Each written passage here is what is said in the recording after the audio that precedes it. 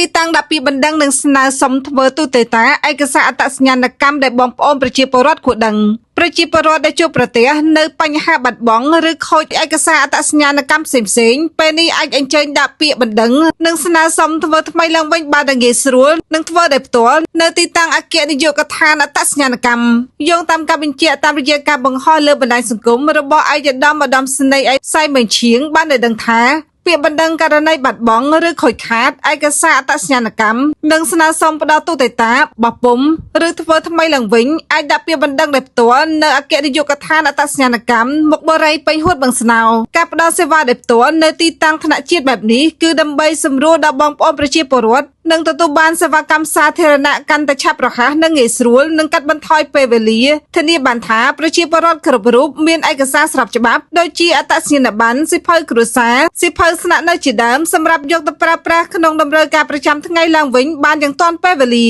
អាស្រ័យហេតុនេះសូមសាធារណជននិងបងប្អូនប្រជាពលរដ្ឋទាំងអស់ដែលកំពុងជួបប្រទះបញ្ហាបាត់បង់ឬខូចឯកសារអត្តសញ្ញាណកម្មមេត្តាជ្រាបជាព័ត៌មាននិងរៀបចំឯកសារពាក់ព័ន្ធផ្សេងៗរួចអញ្ជើញទៅទទួលសេវាកម្មដោយផ្ទាល់នៅអគ្គនាយកដ្ឋានអត្តសញ្ញាណកម្មដែលមានទីតាំងនៅទល់មុខបរិយពេញហួតបឹងស្នោតាមបណ្ដោយផ្លូវជាតិលេខ1រៀងរាល់ម៉ោងធ្វើការ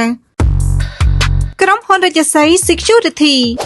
មានបម្រើសេវាកម្មយាមរោងចក្រសហគ្រាសផ្សារទំនើបខុនដូនិងត្រូវការជ្រើសរើសសន្តិសុខទាំងពីរភេទព័ត៌មានលម្អិតទំនាក់ទំនងមកកាន់លេខទូរស័ព្ទ096 369 1331ឬ066 221 933